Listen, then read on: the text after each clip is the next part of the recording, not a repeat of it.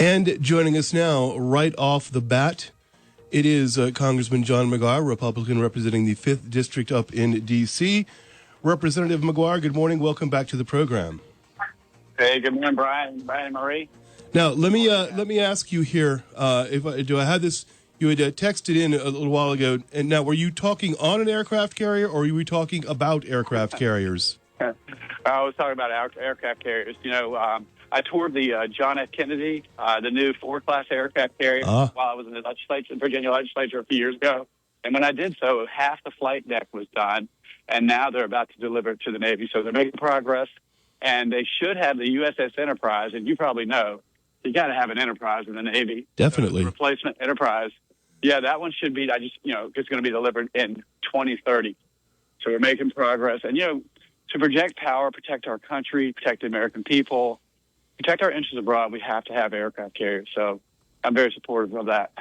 Well, let me ask you on that, because there is a debate about aircraft carriers right now and what the role for them will be in the future with hypersonic missiles and drone technology and these sorts of things. Do you think they'll be as important in a generation as they are now? If we only had an aircraft carrier out there in the water, then that argument makes sense. But it's a whole combined arms effort. And when we are working in sync as a military, it's just unmatched teamwork. And so, the argument would be very legit. Now, we certainly have some things that we have to work on in that. As far as hypersonics, we've got some progress to make. But, yeah, there's just no other way to project the power across the world and protect the sea lanes and everything else than an aircraft carrier. It brings the power of our military where we need it.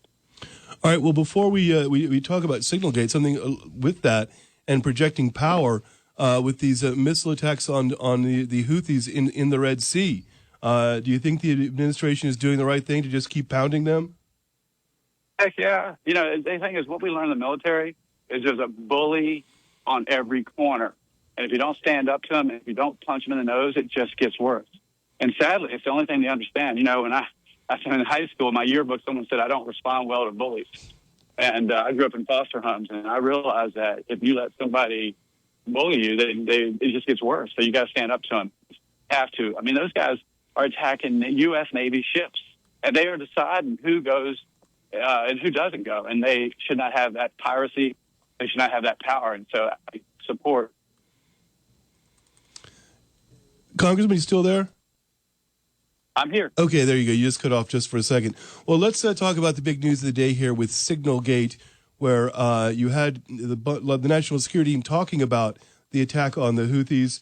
We're talking about this on Signal, which is, I think we've learned, not a good idea for them. And roped the editor-in-chief of The Atlantic into it. He released part of it after the fact.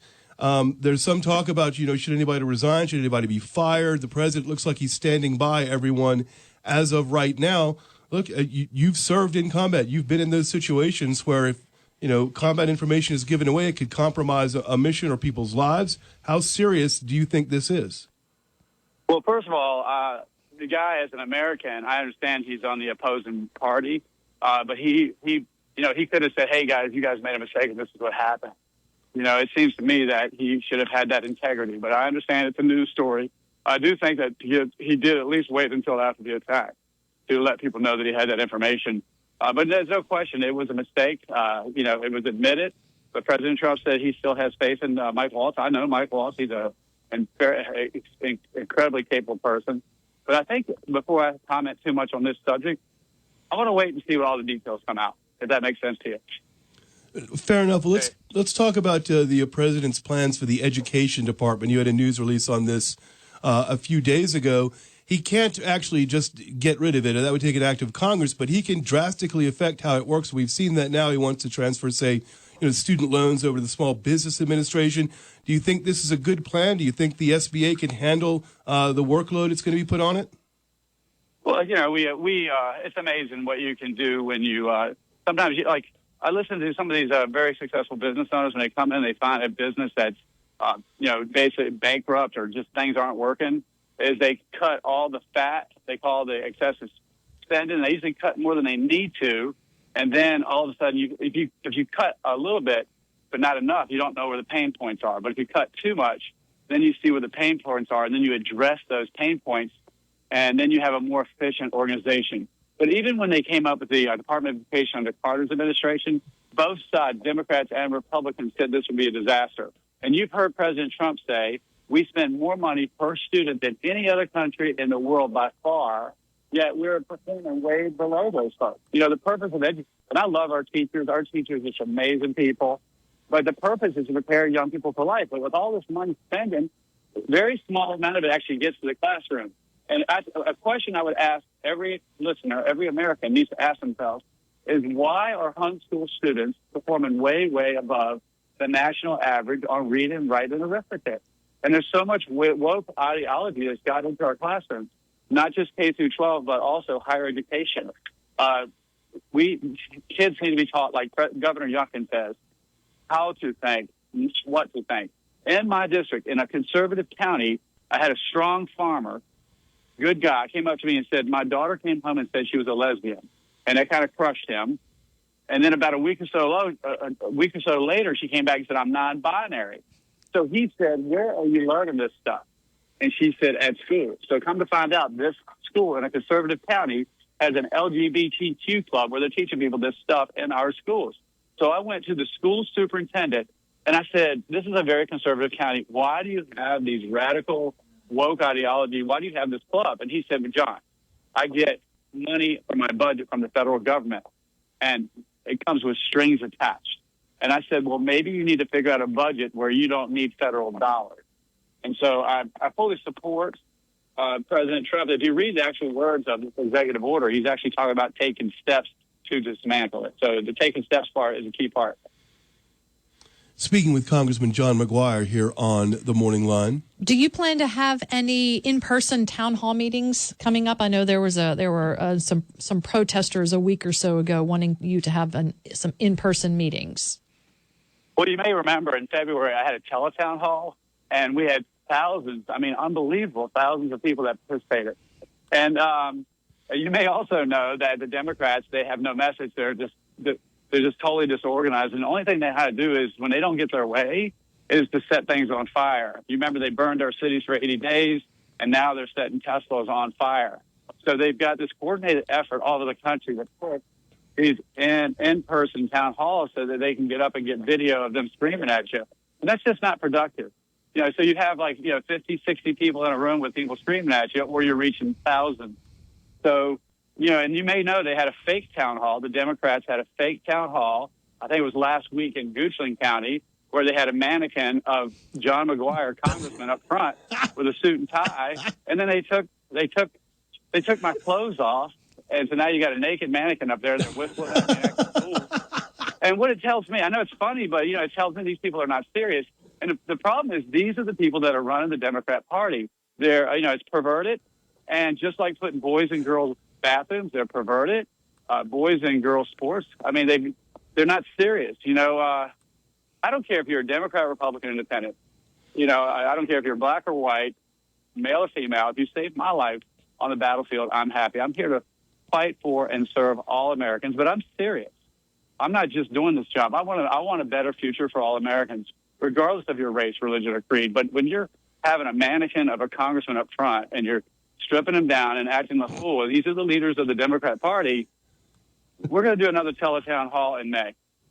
I'm going to try to salvage something serious from this. That mannequin thing is just ridiculous. Did you see that on my Facebook? I have to admit, this is the first that I have heard of it. So I'm so where amused it's by on your it. Facebook It's on his page? Yeah, check Okay. Facebook. Yeah, Marjorie Taylor Greene came to me yesterday in Oversight Committee. She goes, man, I saw what they did. She goes, that's crazy. I said, I know. That's what we're dealing with. You think about this. For the last 4 years, America last. They have opened the borders. 80% of Americans want a secure border, yet the Democrat Party goes with the 20%.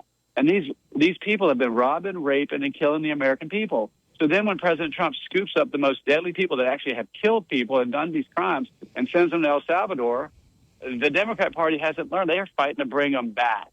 And so I'm trying to expose this America last crazy policies of the Democrat Party. Well, so let me ask you this as far as the town halls. We'll try to get a serious point out of it.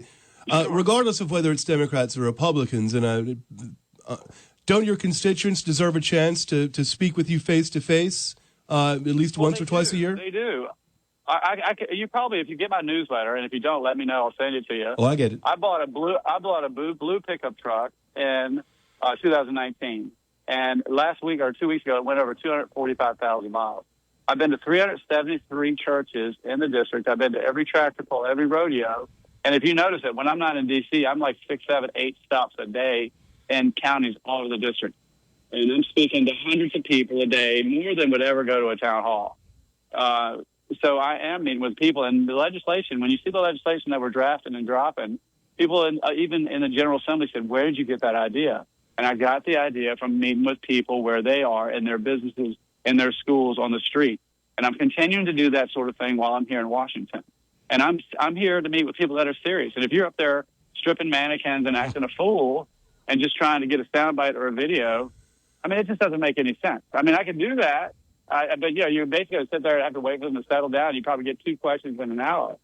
If they were civil, it might be different. But no, we are meeting with the people every day. And I don't know, you ought to check out my Facebook page. There's a guy named Paul Jackson.